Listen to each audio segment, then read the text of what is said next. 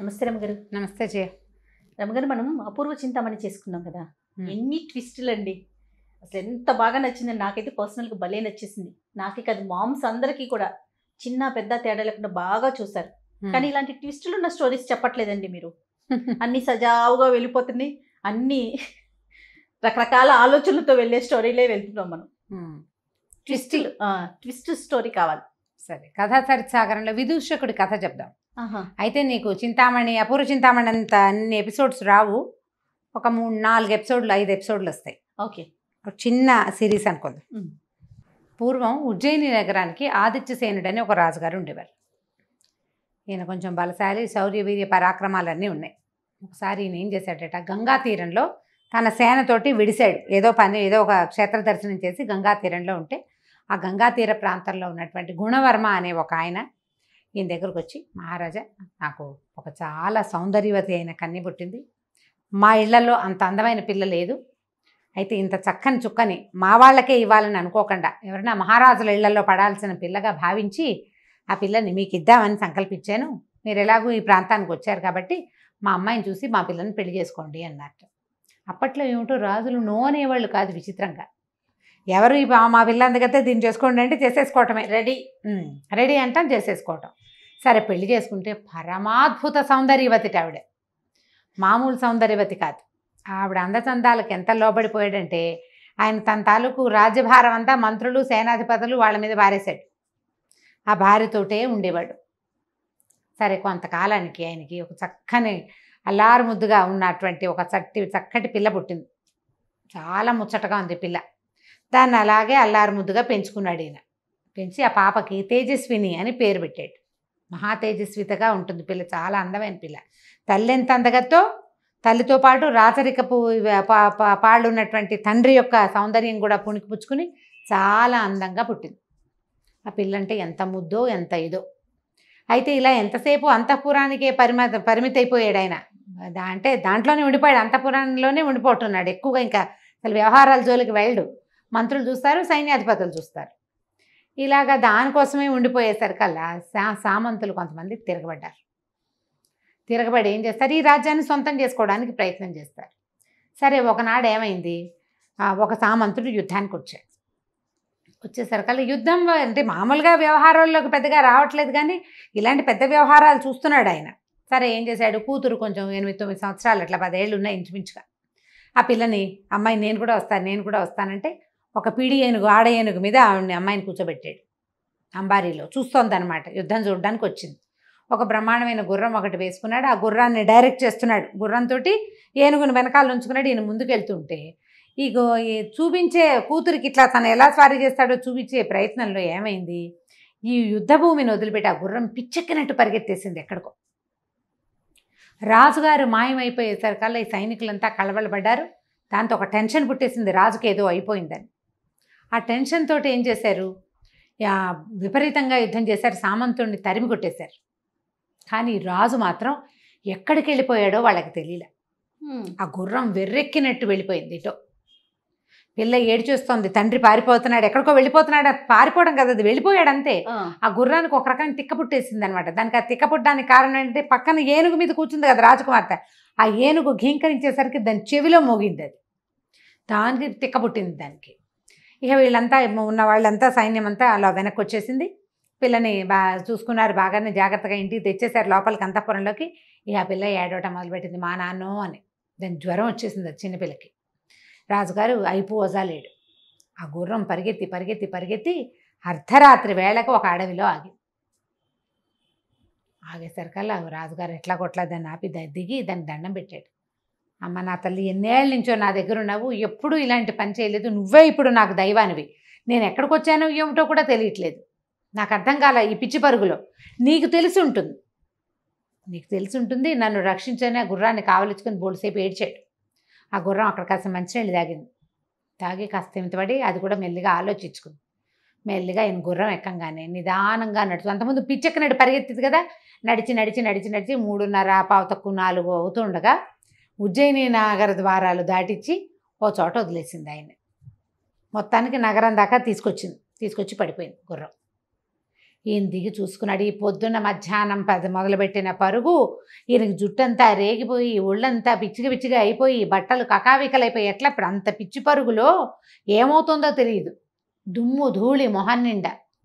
సరే ఇట్లా ఈ 4 గంటలు పావు తక్కువ 4 గంటలకి ఈ మఠం ఒక మఠంలాగా ఉంది అక్కడ. కొంతమంది బ్రాహ్మణులు అక్కడ ఉన్నారు. అక్కడికి వెళ్ళాడు. వెళ్ళేసరికల్లా వాళ్ళేమనుకున్నారు, ఉజ్జయిని నగర ప్రారంభంలోనే ఒక శ్మశానం ఉంది. శ్మశానాన్ని దాటాకే నగర ద్వారాన్ని ఆనుకునే మఠం. అయితే ఈ ద్వారము సేనా పరిరక్షితంగా లేదు.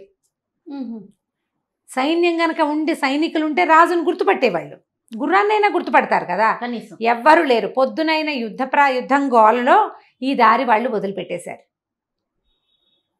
వాళ్ళు వదిలేశారు. ఎవ్వరూ లేరు అక్కడ. ఉంటే బాగుండేది ఆయన సంగతి. ఈ మఠం దగ్గరికి వెళ్ళాడు. వెళ్ళేసరికి అలా బయట కొంతమంది బ్రాహ్మణులు నిద్రపోతున్న వాళ్ళు ఉన్నారు, కొంతమంది లేచున్నారు. ఈ వస్తున్నటువంటి రాజుని, ఆయన బట్టలు, ఆయన రేగిపోయిన జుట్టు, ఆయన మొహం చూసి భేతాళుడో ఎవరన్నా భూతావిష్టుడో లేచి శ్మశానం నుంచి వచ్చేస్తున్నట్టు భావించారు. అరిచర్చి కేకలు పెట్టేశారు. ఈయన లోపలికి ప్రవేశించబడి రాజు నిర్వహించే మఠమే అది. అప్పట్లో రాజ్యాల్లో ఉండే మఠాలు, అన్నదాన సత్రాలు, యాత్రా శిబిరాలు అవన్నీ రాజే నిర్వహిస్తాడు. రాజుకే ప్రవేశం దొరకల అక్కడ. వాళ్ళందరూ అరిచి కేకలు పెట్టారు, పో అన్నారు, మంత్రోచ్చాటం చేశారు. కొంతమంది నీళ్ళు తెచ్చి చల్లారు, గంగాజలం చల్లారు ఈయన మీద. ఈయన ఏం చెప్పబోయినా వాళ్ళ గోలలో వాళ్ళు వినిపించుకోవాలి. అయితే ఈ బ్రాహ్మణ సమాజంలో ఒక యువకుడైన బ్రాహ్మణుడు ఒక అతను ఉన్నాడు, విదూషకుడు అతని పేరు. అతనికి ఒక అగ్ని మంత్రం ఉంది. ఆ మంత్రం పునశ్చరణ కొన్ని లక్షలు చేసేసరికి అతనికి అగ్నిదేవుడు ఒక ఖడ్గాన్ని ప్రసాదించాడు. ఎప్పుడు కావాలంటే అప్పుడు ఆ ఖడ్గం అతని చేతిలోకి వస్తుంది. ధైర్యశాలి, అతనికి భయం లేదు. అగ్నిదేవుడు సాక్షాత్కారం లభించిన వాడికి ఏం భయం ఉంటుంది. అతని బ్రాహ్మణులందరినీ కసిరేశాడు. ఉండండి, ఏమిటో మీరు ఆగండి అని. బయటకు వచ్చాడు. వచ్చి ఈ బయట నిలబడి ఉన్నటువంటి రాజునయ్యా తమరెవరు ఏమిటంటే, ఆయన నేను ఆదిత్యసేనుణ్ణి, ఇవాళ పొద్దున జరిగిన యుద్ధంలో పంచకళ్యాణి నన్ను అక్కడికి తీసుకెళ్ళిపోయింది, ఇప్పుడు తీసుకొచ్చింది వెనక్కి, నేను రాజునున్నాడు అనేసరికల్లా ఇతను కాస్త పరిశీలించి రాచకళ కనపడుతోంది. ఆయన బట్టలు అవి ఇలా పిచ్చి పిచ్చిగా ఉన్నాయి, మొహం అంతా జుట్టు రేగిపోయి పిచ్చి మొహంలో ఉంది. కానీ సరే లోపలికి తీసుకుపోయాడు.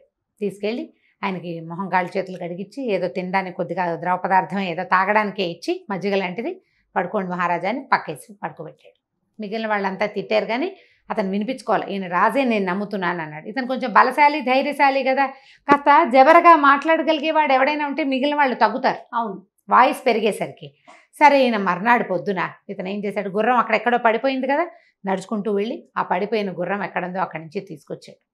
గుర్రాన్ని తీసుకొచ్చి దానికి కాస్త గడ్డి గాదం, కొంచెం తినడానికి ఉలవలు అవి పెట్టి, దాణా కాస్త పెట్టి, దాన్ని కొద్దిగా నిమిరి దాన్ని స్వస్థతపరిచి జీను అది రెడీ చేసి వాకిట్లో నుంచోబెట్టాడు. ఈయన నిద్ర లేచేసరికి ఆయన మొహం కడుక్కోవడానికి ఏర్పాట్లు చేసి కాస్త ఏదో ఆహారం పెట్టి గుర్రం ఎక్కించాడు. జాగ్రత్తగా వెళ్ళరండి ప్రభు, ఇది నగరం తాలూకు ముఖద్వారమే, ఈయన కోట అక్కడెక్కడో లోపల ఉంది, చాలా దూరం వెళ్ళాలి. సరే పంపించాడు. పంపించేసరికి ఆయన అబ్బాయి నీ పేరు ఏమిటి సంగతి సందర్భం కనుక్కున్నాడు. తన పేరు విదూషకుడని, ఈ మఠంలో ఉంటాడని తెలుసుకుని ఆయన ఏం చేశాడు, సరే వెళ్ళిపోయాడు. వెళ్ళాక ఏం చేశాడంటే కొద్ది రోజులు కాస్త సెటిల్ అయ్యాక వీళ్ళని పిలిపించి వీళ్ళకి ఈ మఠానికి విదూషకుడికి మొత్తానికి కలిపి ఒక 10 గ్రామాలు వీళ్ళ పేరు మీద రాశారు. రాసేసరికల్లా వీళ్ళంతా ఆనందపడిపోయారు. అక్కడున్న బ్రాహ్మలంతా, వాళ్ళంతా ఆ ఊరు నుంచి ఈ ఊరు నుంచి చేరి ఆ మఠంలో ఉంటున్న వాళ్ళు. కొందరికి కుటుంబాలునే, కొందరికి కుటుంబాలు లేవు. వాళ్ళందరూ కలిసి ఎంజాయ్ చేయడానికి 10 గ్రామాల సంబారాలు వాళ్ళకనమాట. దాంతో వీళ్ళల్లో వీళ్ళు చాలా కలహించుకునేవాళ్ళు. నేను గొప్ప అంటే నేను గొప్ప అనుకునేవాళ్ళు, కొట్టుకు చచ్చేవాళ్ళు. వాళ్ళ రాజుగారు వచ్చినప్పుడు మొదట నేనే గుర్తుపట్టాననేవాడు ఒకడు. ఇట్లా గందరగోళంగా ఉండేది. అప్పుడు ఒక నిష్ఠురొకడో ఏదో ఒక ఆయన వచ్చి అతను ఏమన్నాడంటే, మీరు కొన్నాళ్ళు పోయాక మీరంతా ఇక్కడ కొట్లాటలు వస్తాయి, కుక్కలు చింపిన విస్తరైపోతుంది మీ మఠం అంతాను, మీ పద్ధతులు ఏం బాగుండలేదు, మీరు అసలు మీలో ఒకడు ఎవడో ఒకడు ఒక ధైర్యశాలి ఒక సాహసికుడిని నాయకుడిగా పెట్టుకోండి. ఈ గుంపంతకి కలిపి మఠం వచ్చింది, ప్రతివాడు రాజే ఇక్కడ, అలా ఉండకూడదు కదా, ఒక నాయకుడు ఉండాలి, వాడి మాట వినాలంటే సరే ఎవరు మాలో సాహసికుడు, నాకు అంత ధైర్యం ఉందంటే అంత ఉంది, నాకు ఇంత ఉంటే ఇంత ఉంది చెప్పుకున్నారు. ప్రతివాడికి రాజు అయిపోవాలనిపిస్తుంది. అవకాశం వస్తే ప్రతివాడు నేను గొప్ప అంటాడు.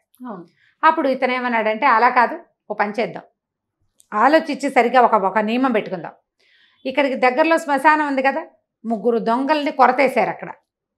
ఎవడైతే అర్ధరాత్రి వెళ్ళి ఆ ముగ్గురు దొంగల ముక్కులు కోసుకొస్తాడో వాడు అత్యంత సాహసి, వాడే మీకు నాయకుడు అన్నాడు. బ్రాహ్మలు వాళ్ళెవరో దొంగల్ని ముట్టుకుని వాళ్ళ ముక్కులు కోయటం ఏమిటి? జనం తగ్గిపోయారు, మా వల్ల కాదనుకున్నారు. మరి ఇప్పుడు రాజ్యం చేయాలంటే ఎలాంటి వాడు కావాలి? వాడికి అన్నీ కావాలి, వాడికి అన్నీ కావాలి. ముక్కు కాదు, పెగ్ కొయ్యాలన్నా కొయ్యాల్సిందే. వాడు బ్రాహ్మడైతే ఏమిటి, ఇంకోటి అయితే ఏమిటి. కాబట్టి ఈ ముక్కులు కొయ్యాలి. ఎవరు చేస్తారంటే విదూషకుడు అన్నాడు, నేను చేస్తాను అని చెప్పాడు. నేను చేస్తానంటే సరే అందరు నవ్వారు. నీ వల్ల అవుతుందని. నా వల్ల అవుతుంది, నేను చేయగలను అన్నాడు. రాత్రి 12 గంటల వేళ బయటికి పంపించారు. ఏం చేస్తావో చెయ్యి నువ్వని. ఇతను ఆ మఠంలో నుంచి బయటకు వెళ్ళగానే అగ్నిదేవుడిని తలుచుకుని తనకు ఒక ఖడ్గం దొరికింది కదా, ఆ ఖడ్గం పుచ్చుకుని వెళ్ళాడు. వెళ్తే రాత్రి 12ంటికట శ్మశానంలో ఢాకినీ గణాలు తిరుగుతూ ఉంటాయట. ఢాకినులు బతికున్న ఏమైనా ఇలా శిక్షలు పడిన వాళ్ళ రక్తం తాగుతాయి, శవాలలో మిగిలిపోయిన మాంసం ఉంటే తింటాయి. మహాభయంకరంగా భూతగణాలు ఉంటాయి అక్కడ. ఇప్పుడు ఉన్నాయో లేదో నాకు తెలీదు, నన్ను అడగండి. ఢాకినీ గణాలు తిరుగుతూ ఉంటాయి. సరే ఈయన వెళ్ళాడు. ఇలా మొహాలు పైకెత్తిపోయి ఉన్నటువంటి ఆ ముగ్గురు దొంగలది ముక్కులు కోసేశాడు. కోసి ఉత్తరీయంలో మూట కట్టుకున్నాడు. వెనక్కి తిరిగి వస్తుంటే అతనికి ఒక విచిత్రమైన దృశ్యం కనపడింది. ఒక సన్యాసి ఒకడు ఒక శవం మీద కూర్చుని ఏమిటో పూజ చేసి జపం చేస్తున్నాడు. ఏమిటి వీడు చేస్తున్నది అంటే, డెడ్ బాడీ ఉంది అక్కడ. వాడు ఏదో ఒక గోరీని తవ్వి బాడీని తీసి బయటపెట్టి దాని మీద కూర్చుని జపం చేస్తున్నాడు. ఇతను ఏమనుకున్నాడు, వీడికి ఏం సిద్ధి కోసం వీడు చేస్తున్నాడు, అదేమిటో చూద్దామనుకుని ఒక పక్కనే దాక్కున్నాడు. దాక్కుని చూస్తున్నాడు నేరుగా ఏం జరుగుతోందా అని. ఉన్నట్టుండి హి హి హి హి అని వినపడింది. శవంలోంచి శబ్దం వస్తుంది. శవం నుంచి శబ్దం వస్తుంది. దాని నోట్లోంచి ఒక అగ్ని జ్వాల లాంటిది వచ్చింది. దాని బొడ్డులోంచి ఇన్ని ఆవాలు ఇట్లా పైకి ఇట్లా కుప్పగా వచ్చినాయి. అతను ఇట్లా దోశలు పెట్టి ఆవాలని పట్టుకున్నాడు. ఆవాలే సన్యాసి ఆవాలని మూట కట్టి ఉత్తరీయంలో పెట్టుకున్నాడు. లే అన్నాడు. ఈ డెడ్ బాడీ ఠకీమని లేచి నుంచింది. విడాన్ చూస్తున్నాడు అనమాట. సరే ఏం చేశాడు ఈ సన్యాసి, ఎగిరి ఆ శవం భుజాల మీద కూర్చున్నాడు. ఆ శవం నడుచుకుంటూ వెళ్ళిపోతుంది. అది వాహనంగా ఉంది, కొద్దిగా గాల్లో తేలుతూ. వీడికి మన విదూషకుడికి ఇది భయం లేదు, సాహసికుడి. తను కత్తిపుచ్చుకుని తిరగలిగేవాడు కదా. సరే ఇలాగో మనం కోసుకొచ్చిన ముక్కులు మన భుజానే ఉన్నాయి కదా, దీని సంగతి ఏమిటో చూద్దామని వాళ్ళ వెనకాలే పడి వెళ్ళాడు. వెళ్ళేసరికల్లా వాడు ఎక్కడికి వెళ్ళింది, ఈ సన్యాసిని మోస్తున్నటువంటి డెడ్ బాడీ ఒక కాళీ మందిరం, పురాతన దేవీ మందిరం ఒకటి ఉంది. మామూలుగా ఎవ్వరూ తిరగరు అక్కడికి, పాడుపడిపోయి ఉంటుంది. అందులోకి వెళ్ళేసరికి శవం ఢామని కింద పడిపోయింది. అది కింద పడిపోయింది. ఈయనేమో దిగి సన్యాసి లోపలికి నడిచి వెళ్ళిపోయాడు. శవం పని అయిపోయింది అక్కడ. దాన్ని అక్కడ ఆపి తను లోపలికి వెళ్ళాడు అనమాట. మళ్ళీ అతను లేస్తే బయటకు వస్తే ఇది లేచి నుంచుంటుంది. అక్కడి నుంచి లోపలికి వెళ్ళాడు. లోపలికి వెళ్ళేసరికి ఆ సన్యాసి పెద్ద చూస్తే లోపల బ్రహ్మాండమైన కాళీ విగ్రహం కనిపించింది. భైరవ శక్తి చాలా పెద్దది. వీడిపోయి దండం పెట్టాడు సన్యాసి. ఈ మన విదూషకుడు అట్లాగే చూస్తున్నాడు ఉత్సాహంగా. ఏంటి జరుగుతుంది ఇప్పుడు అనేసరికల్లా, నేను నీకు శవ పూజ చేశాను, నాకు ఏమిటి ఆకాశగమన శక్తి లభించింది. వీళ్ళు ఆకాశంలోనే వచ్చాడు, అతను పరిగెత్తుకుంటూ రాలా. శవం కొంచెం గాల్లో తేలుకుంటూ వచ్చింది. ఆకాశగమన విద్య లభించింది నాకు. మరి ఇప్పుడు ఏం చేయమన్నావో చెప్పు. ప్రపంచంలో ఉన్నవన్నీ నాకు కావాలి, నాకు అన్నీ కావాల్సిందే. ఎలాగైనా నేను ఏం చేయమంటే అది చేస్తాను, ఎలాగైనా నువ్వు చెప్పింది చేస్తా. నువ్వు శవ పూజ చేయమన్నావు, చేశాను, అది అయిపోయింది. ఇప్పుడు నన్ను ఏం చేయమంటావు అని అడిగితే, ఈ భైరవ శక్తి లోపల నుంచి చెప్పింది, ఆదిత్యసేనుడి కూతురుని తెచ్చి నాకు బలివ్వు, అప్పుడు నీకు సకల విద్యలు సిద్ధిస్తాయి. ఆదిత్యసేనుడు ఎవరు? ఈ విదూషకుడు రక్షించిన రాజు. ఆయన కూతురు తేజస్విని అనే పిల్ల. విదూషకుడు ఆశ్చర్యం, ఏమిటి నేనుండగానే, నేను ఒకడింత శక్తివంతుడిని ఈ రాజ్యంలో ఉంటే ఆదిత్యసేనుడు కూతుర్ని ఎవడైనా దొంగతనం చేయటం ఏమిటి? ఏం జరుగుతుందో చూద్దామని అతను అక్కడే కూర్చున్నాడు. ఈ సన్యాసి బయటకు వచ్చేసాడు. బయటికి రాగానే శవాన్ని లే అన్నాడు. అది లేచి నిలబడింది. నోట్లోంచి మంట వస్తుంది దానికి. దాని మీద కూర్చుని వీడేం చేశాడు, అంతఃపురానికి వెళ్ళిపోయాడు సన్యాసి. వెళ్ళిపోయి ఆ పడుకునున్న తేజస్విని ఎత్తుకున్నాడు, తీసుకొచ్చేసాడు. పిల్ల గోలుగోలుమని ఏడుస్తోంది, ఎవ్వరికీ వినిపించట్లా. తీసుకొచ్చేసాడు. తీసుకొచ్చి ఇక్కడ పెట్టాడు ఈ దేవీ మందిరంలోకి. అమ్మాయిని చూసేసరికి విదూషకుడికి అర్థమైపోయింది, పిల్లని వీడు బలి చేసేస్తాడు ఇప్పుడు అని. ఈ అమ్మాయిని రక్షించాలి. ఆ అమ్మాయికి ఒక 16 ఏళ్ళు ఉన్నాయి, 16 ఏళ్ళు, ఓ 16 ఏళ్ళు అంటే పెళ్ళిడికి వచ్చిన పిల్లే. ఆ పిల్లని తీసుకొచ్చేసాడు. తీసుకురాగానే మూల నుంచునున్నాడు విదూషకుడు. తీరా చూస్తే ఆ పిల్లని ఒక చోట కూర్చోబెట్టి అది ఏడ్చేస్తుంది మా నాన్న అమ్మ అనుకుంటూ. అర్ధరాత్రి మరి నిద్రలో తీసుకొచ్చాడు కదా. వాడు ఆ కత్తి తీసి ఆ పిల్లని ఇచ్చేసే లోపల ఈ విదూషకుడు వీడి దగ్గర ఆగ్నేయాస్త్రం ఉంది, తన దగ్గర అగ్ని ఇచ్చినటువంటి అస్త్రం ఉంది కదా. ఆ కత్తి ఆగ్నేయాస్త్రం పేరున్నటువంటి పెద్ద మహాఖడ్గం. ఆ ఖడ్గంతో ఒక దుర్మార్గుడా రాజకుమార్తెని నేను చూస్తుండగానే నువ్వు సంహరిస్తే నా రాజభక్తి ఏమైనట్టు?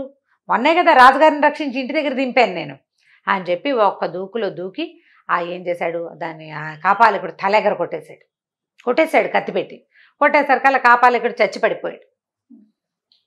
చచ్చిపడిపోయేసరికల్లా ఈ అమ్మాయి బేరమని నేర్చేస్తుంది. ఒక క్షణం అయ్యేసరికి అమ్మాయికి అర్థమైంది తనని చంపబోతున్నవాడు చచ్చిపోయాడని, అక్కడ ఇంకో పెద్ద మనిషి నుంచున్నాడని. వీడు పంచ కట్టుకుని పిలక అది ఉండి విభూతి పండురాలు ధరించిన విదూషకుడిని చూసేసరికల్లా ఎక్కడో చూసినట్టుంది అమ్మాయికి.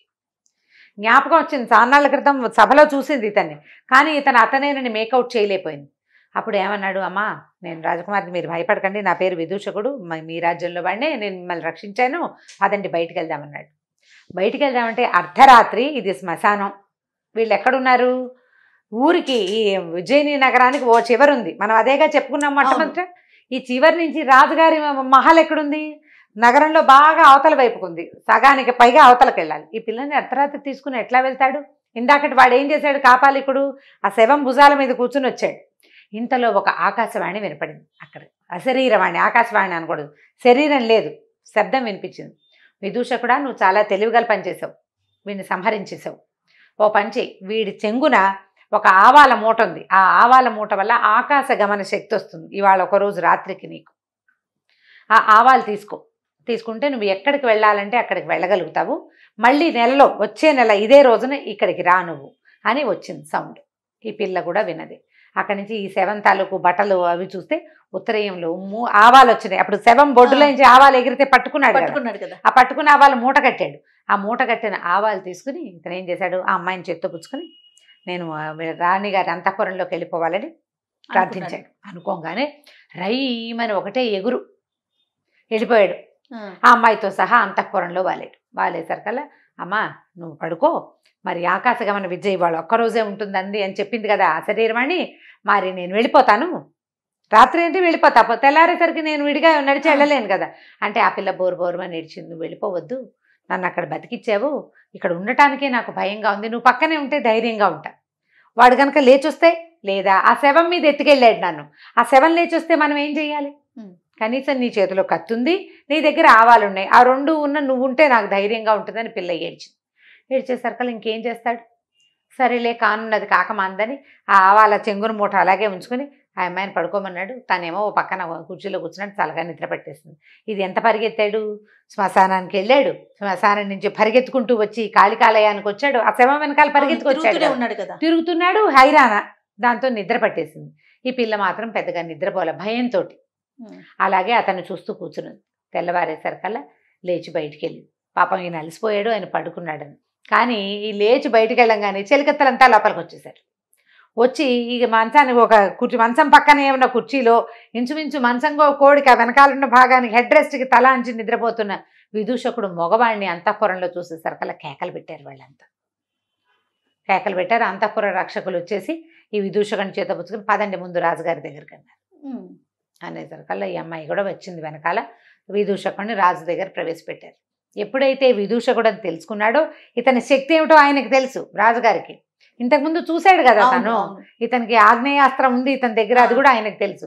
సరే ఏమిటినైనా ఏమిటి సంగతి, నువ్వు ఎట్లా వచ్చావు ఇక్కడికంటే, ప్రభు నిన్న ఇట్లా జరిగింది, మరి వాళ్ళేమో ముగ్గురు దొంగల ముక్కులు కోసుకురమన్నారు, ఇదిగోండి ఆ ముక్కులనే మూట వేడదీసి చూపించాడు.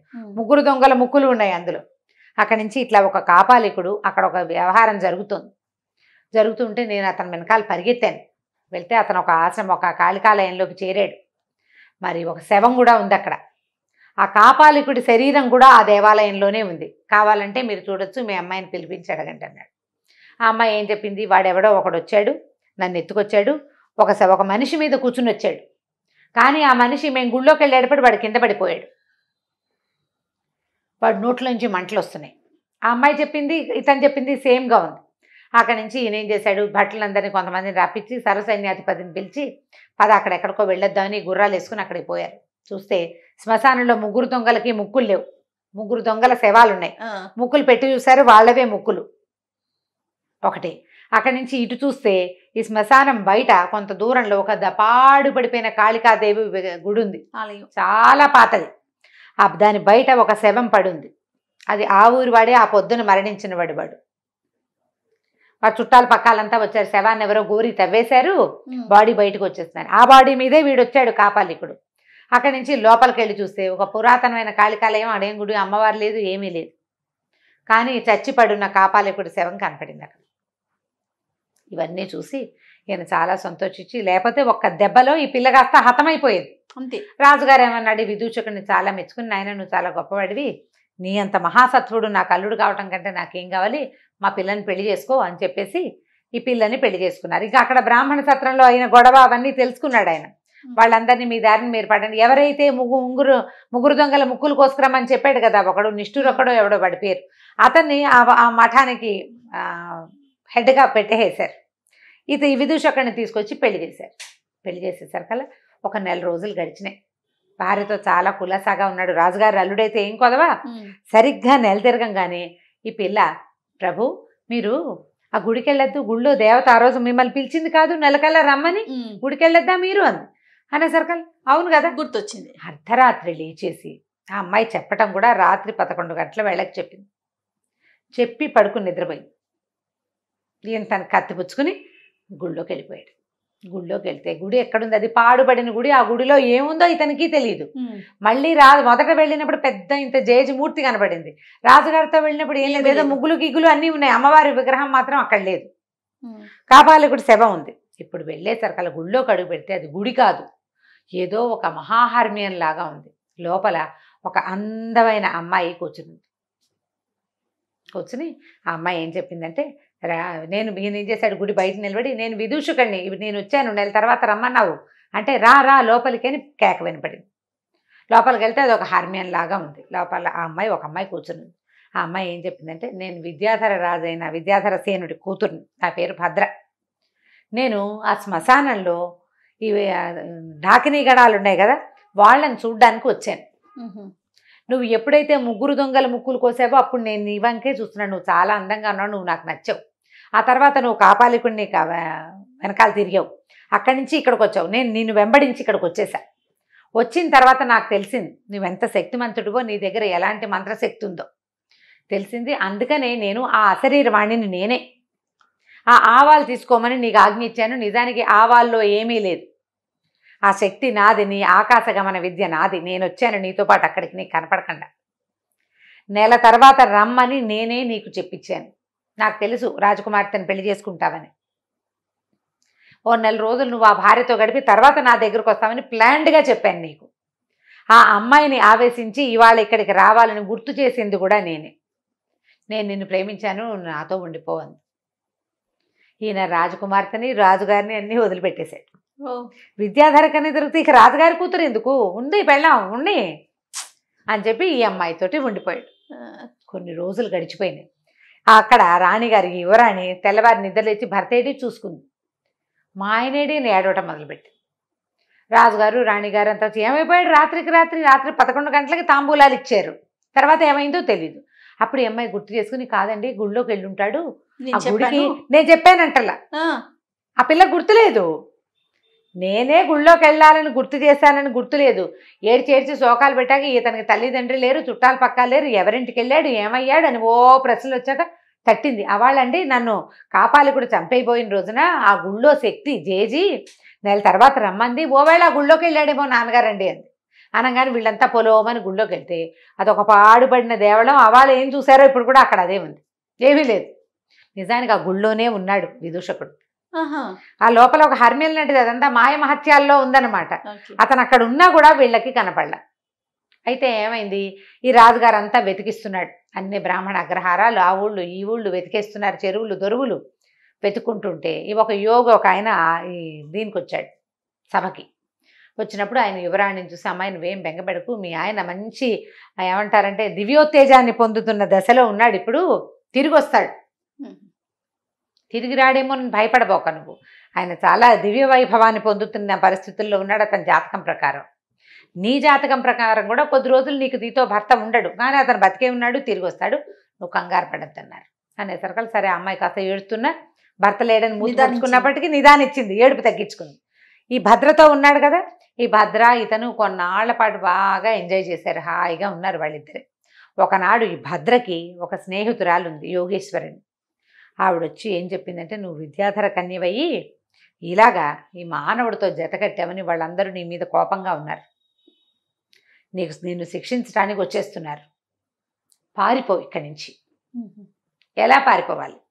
ఇక్కడి నుంచి తూర్పు వైపున కార్కోటకం అనే ఒక నగరం ఉంది, అది దాటాక సీతద అనే ఒక నది ఉంది, ఆ నది దాటిన తర్వాత ఉండిన పర్వతం, ఒక సిద్ధపర్వతం ఒకటి ఉంది అక్కడ, సీతోద అనే నది, దాని తర్వాత ఒక సిద్ధపర్వతం. ఆ పర్వతం మీదకి విద్యాధరులు రారు, నువ్వు ఇమీడియట్గా అక్కడికి పారిపో, తలదాచుకో, వీళ్ళు రారు, నువ్వు వెళ్ళి ఉండగలుగుతావు, స్త్రీవి, నువ్వు మానవుడితో జతకట్టున్నావు కాబట్టి, మగవాళ్ళు రాలేరు, నిన్ను శిక్షించలేరు. మరి ఇప్పుడు నేను వీడినేం చేయను అని వాడు ఏడ్చింది. నేను ఇతను వదిలిపెట్టలంటే ఏం పర్వాలేదు, ఇతను మహాసత్వుడు, తన దగ్గర ఆగ్నేయాస్త్రం ఉంది, పైగా అసలు వెరుపు లేదు, ఇతనికి విషయం కొద్దిగా చెప్పి నువ్వు ఇక్కడి నుంచి లేచక్క పారిపో ఇక్కడి నుంచి, వాళ్ళు వచ్చే లోపల అని చెప్పి వెళ్ళిపోయింది. ఈ భద్ర కాస్త ఏడ్చి దుఃఖించి మొత్తానికి ఆ భర్తకి తన ఈ విదూషకుడికి చెప్పిందనమాట, నేను కార్కోటక నగరం ఉంది, దాని తర్వాత నది ఉంది, ఆ తర్వాత విద్యాధర సిద్ధపర్వతం ఒకటి ఉంది, విద్యాధరులు రారు, నేను అక్కడికి వెళ్ళిపోతున్నాను, నువ్వు అక్కడికి రా, ఈ ఉంగరం ఉంచుకో అని ఒక ఉంగరం వేలికి పెట్టింది. డింగమని మాయమైపోయింది. ఈయనకి తెలిసింది తను ఎక్కడున్నాడు. అమ్మాయి మాయమైపోగానే ఆమె పెట్టినటువంటి ఆకాశ హర్మ్యం ఉంది చూడు లోపల, మాయ హర్మ్యం కూడా మాయమైపోయింది. ఈయన పాడుపడిన కాళికాలయంలో కూర్చుని ఉన్నాడు. హడిలిపోయాడు, ఏమిటి నేను ఇక్కడికి ఎందుకు వచ్చాను అని. కానీ అతనికి ఏమనిపిస్తోంది, ఒక కళలాగా తను ఇక్కడికి వచ్చినట్టు, ఇక్కడ ఒక విద్యాధర కన్యక మహాసౌందర్యవతి ఉన్నట్టు, తను దాంతోటే చాలా కాలం గడిపినట్టు జ్ఞాపకం ఉంది, కళ లాగా అనిపిస్తోంది. వేలికేమో ఉంగరం ఉంది, అంటే ఇదంతా నిజం. అయ్యో నాకు ఆ కళ్ళలో చూస్తున్న స్త్రీయే కావాలని ఉంది. ఎలా అక్కడికి వెళ్తాం? సరే ఆవిడేదో చెప్పింది కదా, ఎక్కడికో వెళ్తున్నానని చెప్పింది, అక్కడ సిద్ధాశ్రమంలో సిద్ధపర్వతం మీద ఉంటుంది, అక్కడికి వెళ్ళాలి. సరే ఏం చేశాడంటే నిదానంగా బయటకు వచ్చాడు. వస్తూ ఏం చేశాడు, అక్కడ పూజా సామాగ్రి ఏవో ముగ్గులేసి చెత్తగా ఉంది కదా, అదంతా ఒంటి నిండా పుచ్చుకున్నాడు, బట్టలు చించేసుకున్నాడు. చించుకుని బయటకు వచ్చాడు. భద్ర అని అరుస్తూ బయటకు వచ్చేసరికల్లా ఆ చుట్టుపక్కల ప్రాంతంలో ఉన్న ప్రజలంతా రాజుగారు అల్లుడు విదూషకుడి కోసం వెతుకుంటున్నారు కదా, వచ్చాడు విదూషకుడు దొరికాడు అన్నారు. తీసుకుపోయి రాజుగారి ఆస్థానంలో అప్పచెప్పారు. ఈయన భద్ర అంటాడు, బట్టలు ఉంచుకోడు, చింపేసుకుంటాడు, ఏది కనపడితే అది ఒంటికి పూసేసుకుంటాడు, భద్ర అంటుంటాడు. ఏమండు, ఏమీ మాట్లాడు.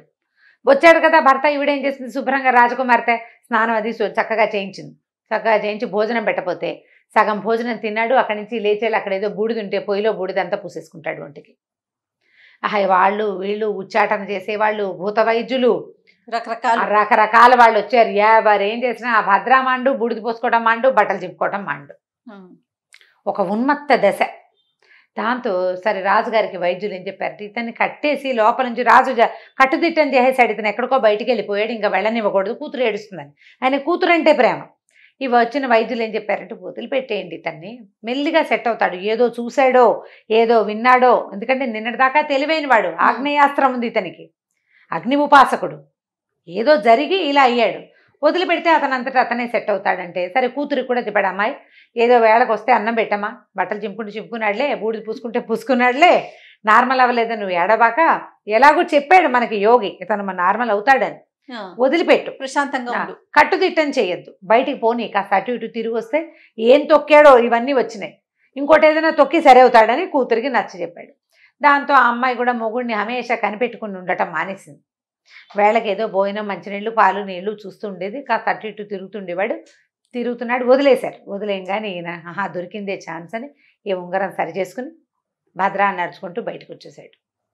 తిరిగి వస్తారు, 2-3 సార్లు బయటకు వచ్చి తిరిగి వచ్చాడు. నమ్మారు వాళ్ళు, తిరిగి నమ్మించేశాడు. ఓ 4-5 రోజుల తర్వాత తనంతట తను బయలుదేరి వెళ్ళిపోయాడు బయటికి. తూర్పు కనుమలు దాటాక అక్కడ ఏదో ఒక కార్కోటక నగరం ఉంది, అది దాటి ఇంకా వెళ్ళాలి ముందుకి. సరే ఏం చేశాడు, బయలుదేరి ఆ పక్కకి వెళ్ళిపోవటం మొదలుపెట్టాడు. ప్రయాణం చేస్తూ వెళ్ళి మధ్యలో ఒక ఊర్లో ఆగాడు.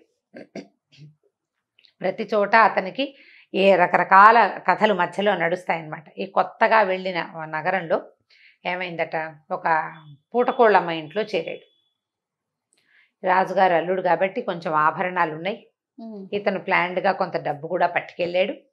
దాంతో ప్రతి చోట ఉండటానికి ఉంది. ఒక పూటకోళ్ళమ్మ ఇంట్లో చేరేసరికల్లా పూటకోళ్ళమ్మకి ఒక బంగారు నాణ్యం ఇచ్చాడు. ఆ పూట 2-3 రోజులు ఆవిడ అన్నం పెట్టింది. 3వ రోజున ఆవిడ ఏడుస్తూ, నాయన మన నా ఇల్లు నీకు దానం ఇస్తున్నాను, తీసుకో నాయన, నీకు ఇదిగో ఇల్లు కాగితం అని తీసుకొచ్చి చేతిలో పెట్టింది. తెల్లబోయాడు, ఇదేమిటమ్మా కాగితం ఇస్తున్నావు, ఏదో అన్నం పెట్టావు, నేను నీకు రూపాయి ఇచ్చాను, రేపు పొద్దున వెళ్ళిపోతాను నేను అంటే, కాదు నాయన, ఇక నేను బతికి కూడా వృధానే, చచ్చిపోతాను నేను ఎలాగోను, ఇక నేను బతికుండి కూడా ఏమీ ఉపయోగం లేదు, చచ్చిపోతాను. చచ్చిపోయే ముందు ఒక సద్బ్రాహ్మణుడికి, ఒక ఉత్తమ వ్యక్తికి నా ఆస్తి పాస్తి ఇల్లు వాకిలు ఇచ్చేస్తే సరిపోతుందని అనిపించింది అనేసరికల్లా, నీకు అంత కష్టం ఏమొచ్చింది, ఏమిటి నీ బాధ ఏమిటమ్మా అని అడిగాడు. అడిగేసరికల్లా ఏం చెప్పాను ఆయన, ఈ ఊరు రాజుగారు, ఆయన పేరు దేవవర్మ ఏదో రాజుగారు, ఆయన చాలా కాలం దుఃఖించి పిల్లలు లేరని ఏడవగా ఆయనకు ఒక కూతురు పుట్టింది, సర్వాంగ సుందరి, దుఃఖలబ్ధిక అమ్మాయి పేరు, దుఃఖం వల్ల పొందిన పుత్రిక కాబట్టి ఆ పేరు పెట్టారు. ఈ దుఃఖలబ్ధిక మహాసౌందర్యవతి. రాజుకి తన కూతురుని చూసుకుని ఎంత గొప్ప. సరే ఏం చేశాడు ఆయన, ఒక ఆయనకి ఇచ్చి పెళ్లి చేశాడు, ఇంకో రాజుగారికి, పక్క ఊరి రాజుగారికి, సామంత ప్రభుకి. ఈ పెళ్ళయింది, పొద్దున పిల్లాన్ని ఇద్దరిని అంతఃపురంలోకి పంపించారు. అమ్మాయి బాగానే ఉంది, అబ్బాయి చచ్చిపోయాడు. పెళ్లి కుమారుడు మరణించాడు. దాంతో ఆయన ఏం చేశాడు, మళ్ళీ పెళ్లి చేశాడు. రెండోవాడు పోయాడు. 4 పెళ్ళిళ్ళు చేశాడు వరుసగా ఆయన. ప్రతివాడు వివాహం అవుతుంది, అంతఃపుర ప్రవేశము, రాజకుమార్తెని ఆయన ఏమీ చేయడు, కానీ వాడు చచ్చిపోతాడు. దాంతో రాజు కొళ్ళు మండిపోయింది. ఎంతమంది చస్తారో చూస్తాను, ఈ ఊళ్ళో ఉన్నటువంటి బ్రాహ్మణ క్షత్రియ యువకులందరినీ ఒక్కొక్కడితో నా కూతురికి పెళ్లి చేయి, ఏ కారణం చేత చస్తున్నారో మనకు తెలియాలి, ఎవడో ఒకడు అడ్డం పడేవాడు ఒకడు గనక దొరుకుతాడు, కాబట్టి ఇట్లా ప్రయత్నించమన్నాడు. ఒక్కొక్క కుటుంబం నుంచి ఒక్కొక్క యువకుని పట్టుకుపోయారు నాయన. ఈ ఊళ్ళో సగం మంది క్షత్రియ కుమారులు, బ్రాహ్మణ కుమారులు మరణించారు. నా కర్మ కొద్దీ ఇవాళ మా ఇంటికి వచ్చింది ఆ వాట. నా కొడుకు రాజకుమారికి భర్త కాబోతున్నాడు రేపొద్దున. ఇక భర్త ఏమీ లేదు, అంతఃపురంలోకి పంపేటమే, వివాహం లేదు, ఆవిడ అంతఃపురంలో ఉంటుంది, డైరెక్ట్ అంతఃపురంలోకి పంపేస్తారు. తెల్లారేసరికి వాడు చచ్చిపడి ఉంటాడు అక్కడ, వాడు చచ్చిపోతాడు. నా కొడుకు ఎలాగూ చచ్చిపోతాడు, ఒక్క పిల్లాడు, నేను బతికుంటే ఏం చేస్తాను నాయన అనేసరికల్లా ఏదో ఉంది ఇక్కడ, ఎవరో ఈ అంతఃపురంలో వెళ్ళిన వాళ్ళని చంపేస్తున్నారు. రాజకుమార్తె చూస్తే సౌందర్యవతి, ఈ ఊళ్ళోనే పుట్టి పెరిగింది, ఆవిడదేం లేదు, ఆవిడ లబోదిబ్బమని ఏడుస్తుంది. నాకొద్దు నాన్న, ఇలా నా కోసం ఎవరిని చంపద్దు నాన్న అని అమ్మాయి ఏడుస్తోంది. తండ్రి వింటల్లా. పిల్ల మంచిదే, ఏదో జరుగుతోంది. సరే ఏమన్నాడమ్మా, అన్నం పెట్టావు 3 రోజుల నుంచి, నీ రుణం తీర్చుకుంటాను నేను, నాకేమన్నా అవుతుందని నువ్వు బెంగ పెట్టుకోవద్దు, నీ కుమారుడి ప్రాణాలకి నా ప్రాణం అడ్డేస్తా, వాడిని పంపద్దు, నేను వెళ్తాను అన్నాడు. నేనే నీ కొడుకునని చెప్పు, నేను వెళ్తా అన్నాడు. కొద్దిగా భయపడింది, కానీ ఇతని సత్వము, అతని ధైర్యము, ఆ మాటల్లో ఉన్న తెంపరితనము అవి చూసేసరికి ఒప్పుకుంది సరేనని. సరే రాజకుమార్తె అంతఃపురానికి బయలుదేరాడు విదూషకుడు. పౌండ్రపట్టణం అనే చోటకి వెళ్ళాడు. పూటకోళ్ళమ్మ ఇంటికి వెళ్ళాడు. పూటకోళ్ళమ్మ ఇంటికి వెళ్ళాడు. ఆవిడేమో నా ఆస్తంతా నీకు ఇచ్చేస్తాను, ఏమిటంటే రాజుగారి కూతురు సంగతి చెప్పింది. ఏమన్నాడంటే, నీ కొడుకు బదులు బకాసురుడి దగ్గరికి భీమసేనుడి వెళ్ళినట్టుగా నేను వెళ్తానమ్మా అని చెప్పాడు. వెళ్ళాక ఏమైందో చూడాలి ఇప్పుడు మనం. సరే విదూషకుడు ఏం చేశాడు, సాయంకాలం చీకటి పడింది, శుభ్రంగా పూటకోళ్ళమ్మ పాలు పెరుగు పోసి అన్నం పెట్టింది, తిన్నాడు, వెళ్ళాడు. వెళ్తే లోపలికి వస్తుంటే అందరు చూస్తున్నారు, పాపం ఎంత బాగున్నాడు, మరి చక్కగా ఉన్నాడు అనుకున్నారు. లోపలికి పోయాక ఆ రాజకుమార్తె బికమొహం వేసుకుని చూసింది, ఏం చేసి చచ్చిపోవడానికి వచ్చినట్టే కదా, అయ్యో ఎంత బాగున్నాడు, వీడన్నా బతికితే వీడితో కాపురం ఉంటుంది కదా నాకు అని అనుకుని బాధపడుతుంది. అమ్మ మీ దారి మీరు పడుకోండి, నేను చూస్తానన్నాడు. రాజకుమార్తె వెళ్ళి పడుకుంది. ఈయన ఏం చేశాడు, గదిలో ఒక పక్కన కూర్చుని ఉన్నాడు. ఒక మూల అగ్నిని తలుచుకుని ఆగ్నేయమైనటువంటి ఖడ్గాన్ని తెచ్చారు. తలుచుకోగానే చేతిలోకి వస్తుంది అనమాట.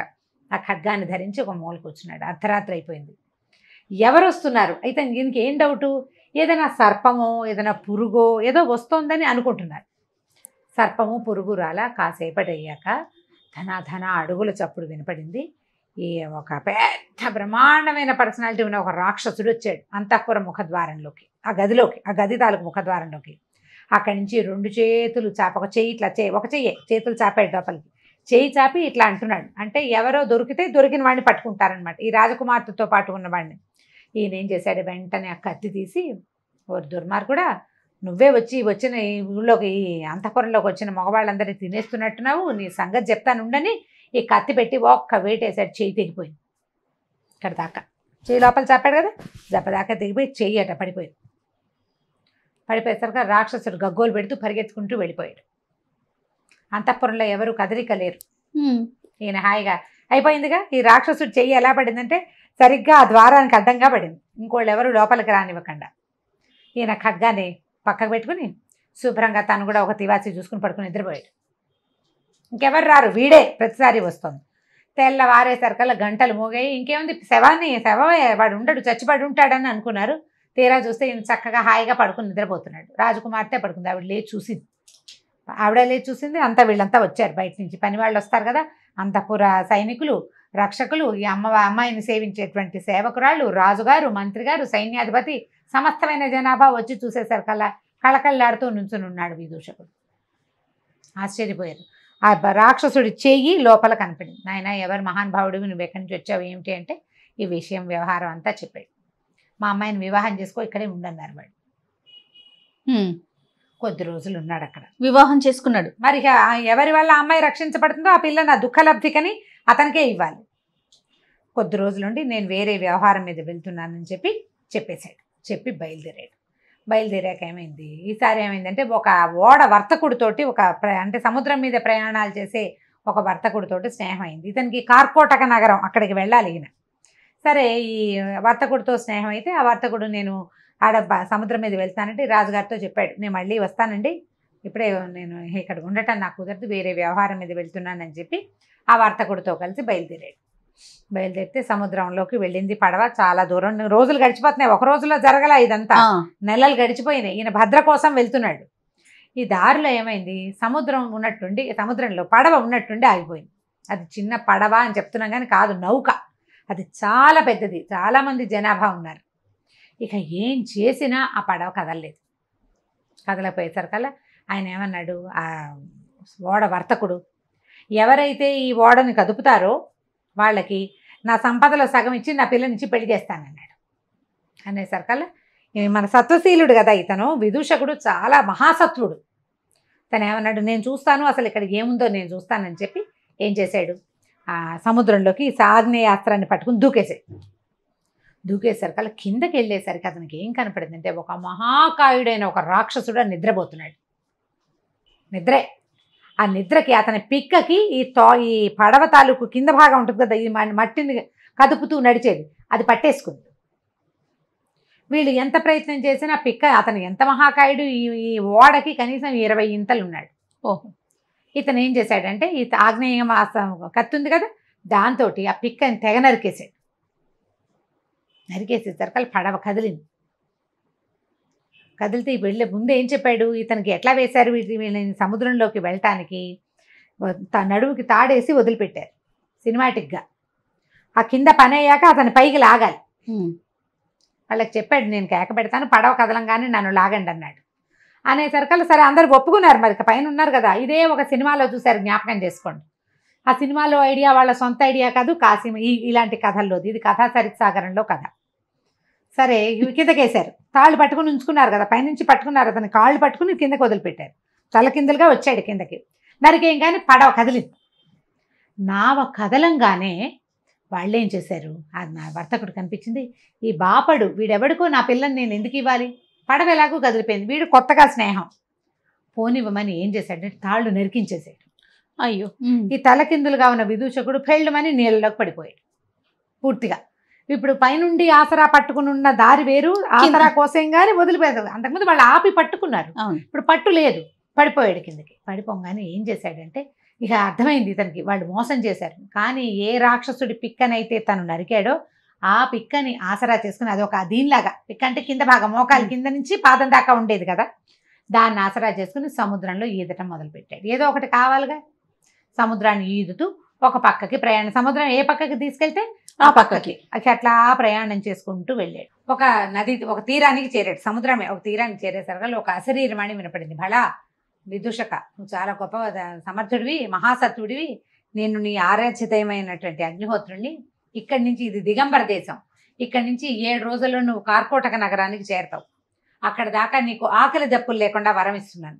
కార్కోటక నగరం వెళ్ళాక అక్కడ నీ యొక్క మనసు తీరుతుంది, నువ్వు చాలా సమర్థుడివి, నువ్వు ఇలాగే నీ పనులు చేసుకుంటూ ఉండమని ఆజ్ఞ వినపడింది అశరీరవాణి.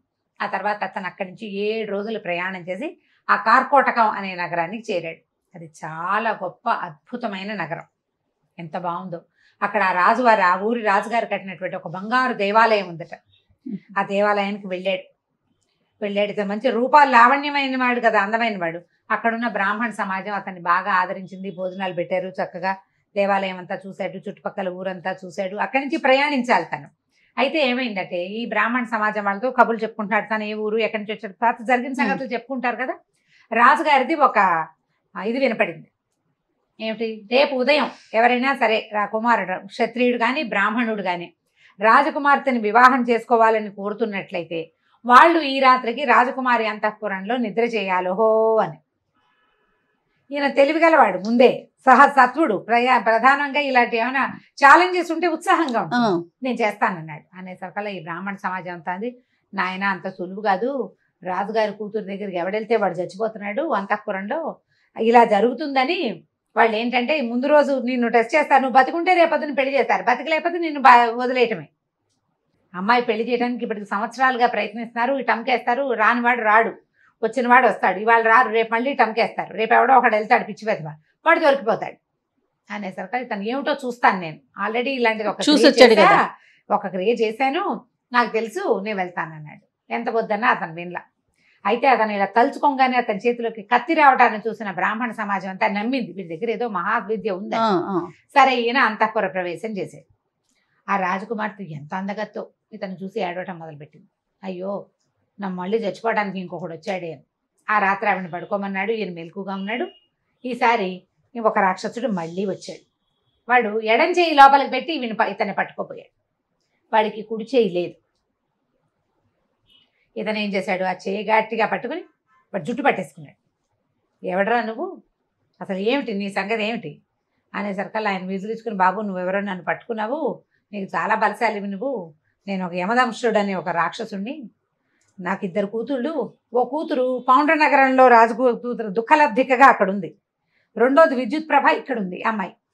నా కూతుళ్ళు ఇద్దరిని ఈ వేరే మానవులతోటి సంగమం కుదరదు వాళ్ళకి, అందుకని వాళ్ళని రక్షించడానికి వాళ్ళ దగ్గరికి ఎవరు వచ్చినా సరే నేను వాళ్ళని చంపేస్తాను, మగవాళ్ళు మా పిల్లల్ని ఏం చేయకూడదు.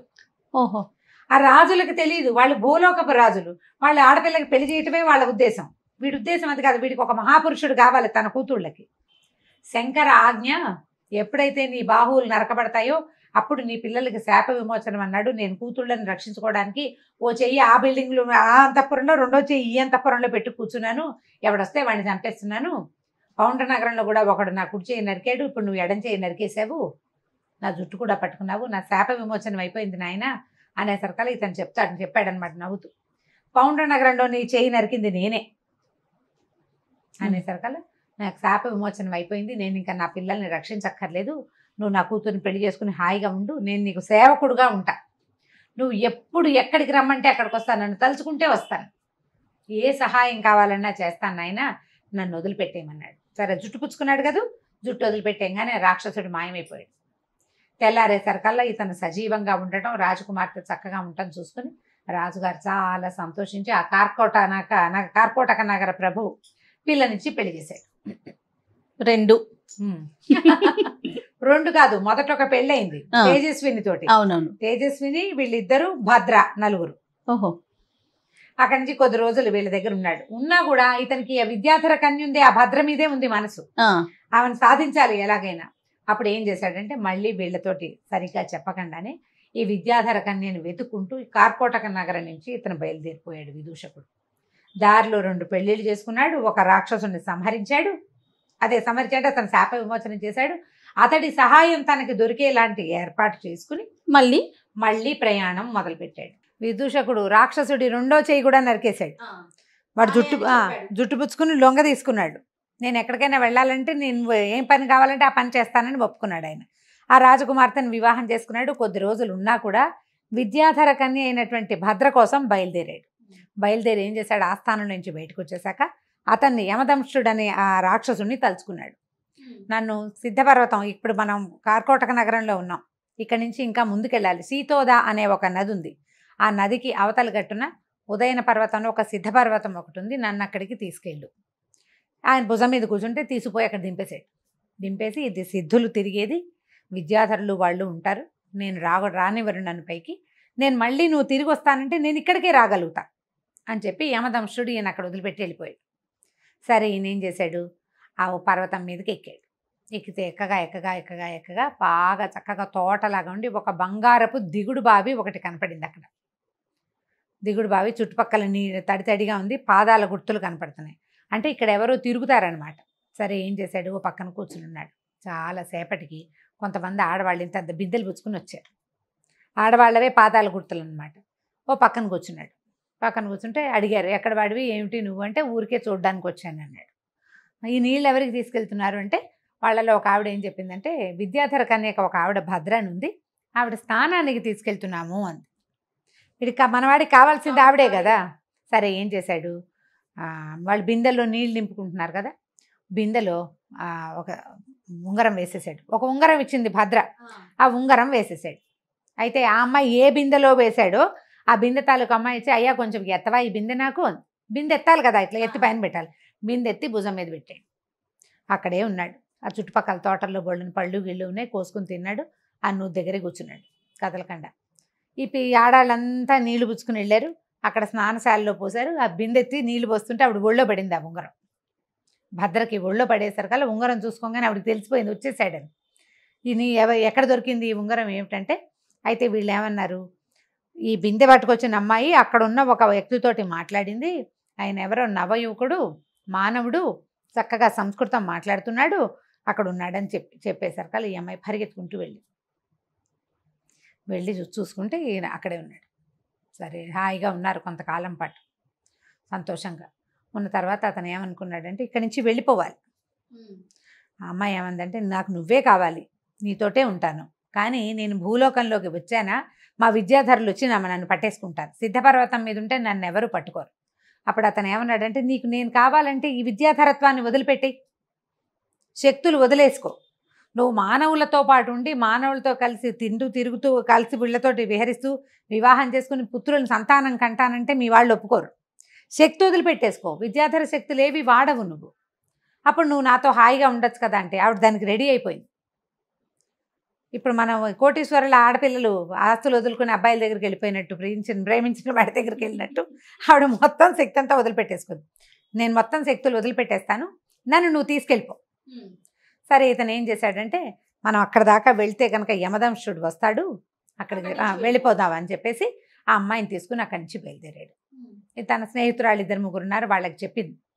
భద్రేశ్వరి మొట్టమొదట ఇక్కడికి పారిపో అని చెప్పింది కదా, ఆవిడ 4 రోజులు వీళ్ళని హాయిగా ఉండండి తర్వాత వెళ్ళిపోదురు కానంటే, ఆ విద్యాధర పర్వతం సిద్ధపర్వతం మీద హాయిగా చాలా అద్భుతమైన చెరువులు దొరువులు, ఎంత చక్కగా ఉంటుందో పర్వతం. మామూలుగా మన హిమాలయాలే చాలా బాగుంటాయని చెప్తాం కదా, ఈ సిద్ధపర్వతాల్లో ఏంటంటే గైరికాది ధాతువులు ఉంటాయి, మొక్కలకే మణులు కాస్తాయట ఆ ప్రాంతంలో. అలాంటివి అన్నీ చూసి సంతోషంగా అక్కడున్న మొత్తం వింతలు విడురాలు అన్నీ చూసేశాక, అంటే హనీమూన్ అయిపోయాక బయలుదేరారు. ఈ పర్వతం దిగొచ్చి యమదంష్టుడిని పిలిస్తే ఆయన వీళ్ళిద్దరిని భుజం మీద ఎక్కించుకొని బయలుదేరాడు. మొట్టమొదటి ఎక్కడికి వెళ్ళాడు, కార్కోటక నగరానికి వెళ్ళి అసలు రాక్షసుడి మీద ఎక్కి వస్తున్న వీళ్ళని చూసి అందరూ ఆశ్చర్యపోయారు ప్రజలంతా. అక్కడున్న రాజకుమార్తెని తీసుకున్నాడు, నా భార్య నేను తీసుకెళ్ళిపోతాను అని. రాజుగారు ఒప్పుకున్నాడు. కార్కోటక నగరంలో ఉన్న రాజకుమార్తెను ఎక్కించుకున్నాడు. అక్కడి నుంచి ముందుకొచ్చి ఇంకొక అమ్మాయి దుఃఖలబ్ధిక, ఆ అమ్మాయిని ఎక్కించుకున్నాడు. అయ్యారు. అక్కడి నుంచి ఇప్పుడు ఈ దుఃఖలబ్ధిక తర్వాత ఇతను ఒక చోట వ్యాపారస్తుడితోటి ఒప్పందం కుదుర్చుకున్నాడు. ఆయన ఏం చెప్పాడు, నువ్వు నీళ్ళలోకి దిగి సముద్రంలో అడ్డు తొలగించు, మా పిల్లని నీకు ఇచ్చి పెళ్లి చేస్తానన్నాడు కదా. అక్కడికి వెళ్ళి ఈ రాక్షసుడితోటి బెదిరించి, నీ కూతుర్ని నాకు ఇస్తాను వాగ్దానం చేసావు, వాగ్దత్త, నీ కూతురు నా పెళ్ళాం అని చెప్పేశాడు. ఖచ్చితంగా వాగ్దానం చేసావు, నా మనసా అమ్మాయి నా భార్య అనుకున్నాను, నా భార్యను నాకు అప్పచెప్పు అంతే అంటే ఇక వాడు ఏడుస్తూ ఏం చేశాడు, ఇక ఏం చేశాడు, రాక్షసుడు ఒకడు వచ్చాడు వీళ్ళతో పాటు. సరే ఆ కూతురుని అప్పచెప్పేశాడు. సంపద ఇస్తానన్నాడు, సగం సంపదని తన ఊరికి తరలించుకున్నాడు, ఉజ్జయినికి. తరలించుకుని ఇక్కడి నుంచి బయలుదేరి ఈ మొత్తం ఎంతమంది అయ్యారు ఇప్పటికి? 4 రాజకుమార్తెల్ని, ఒక వ్యాపారస్తుడి కూతురు, ఒక విద్యాధర కన్య, 2 రాజకుమార్తెలు, మళ్ళీ వీళ్ళిద్దరూ అక్కా చెల్లి, ఒక రాక్షసుడి తాలూకు సంతానం. ఈ 4 ఎక్కించుకుని ఉజ్జయిని మహానగరానికి వెళ్ళిపోయాడు. ఇలా రాక్షసుడి మీద ఎక్కి వస్తున్న ఇతన్ని చూసి మహాబాహువైన ఒక రాక్షసుడు, అసలు చూడ్డానికి అమోఘంగా ఉందన్నమాట. రాజుగారు చాలా ఆనందించాడు. ఆ రాజు కూతురిని మొట్టమొదటి పెళ్లి చేసుకున్నాడు, తేజస్విని. అప్పుడు ఉజ్జయిని మహానగరానికి రాజుగా తీసుకున్నారు అతన్ని. మరి రాజుగారికి ఒకటే కూతురు ఉంది. ఈ 5 రాజకన్యలతోటి హాయిగా ఆనందంగా కాలక్షేపం చేశాడు. మహాసత్వం ఉన్నవాడు ఏదైనా చేయగలుగుతాడు. సత్వవంతులకి అడ్డే లేదు. సత్వవంతులకు అడ్డే లేదని ఇలాగ 5 పెళ్ళిళ్ళు చేసుకోమని చెప్పడం లేదు. ఏ పనైనా సాహసోపేతంగా. అప్పుడు అసలు పెద్ద ఆవిడ ఒప్పుకోవాలి కదా రెండో పెళ్ళికి. తేజస్విని ఒప్పుకుంది. ఇంతమంది భార్యల్ని అతను తెస్తే మా నాన్న రాజ్యం, నీ పెళ్ళాలందరినీ మా రాజ్యంలో ఎందుకు కూర్చోబెడతావు అనలేదు. దక్షిణ నాయకులు అంటారు ఇట్లా ఎక్కువ మంది భార్యలు ఉండే రాజుల్ని. దక్షిణ నాయక లక్షణాలు చెప్తారు కదా, నాయక లక్షణాలు చెప్తారు. అందులో దక్షిణ నాయకుడు అంటే 4-5 భార్యలు అంటే 4-5 సాటిస్ఫై చేస్తూ బాగా చూసుకునేవాడు అనమాట. ఈయన హాయిగా 5 భార్యలతోటి ఉజ్జయిని నగరాన్ని పరిపాలించాడు విదూషకుడు అనే బ్రాహ్మణుడు. కథ కంచికి మనం ఇంటికి ఎన్ని ట్విస్ట్లు అయినాయి. అదే ఈ భాగం కొంచెం చిన్నదే, మొత్తం భాగాలన్నీ కలిపి ఓ ఫుల్ భాగంగా కూడా వేస్తే అందరూ హ్యాపీగా చూసిస్తారు. తప్పకుండా జయ. నమస్తే.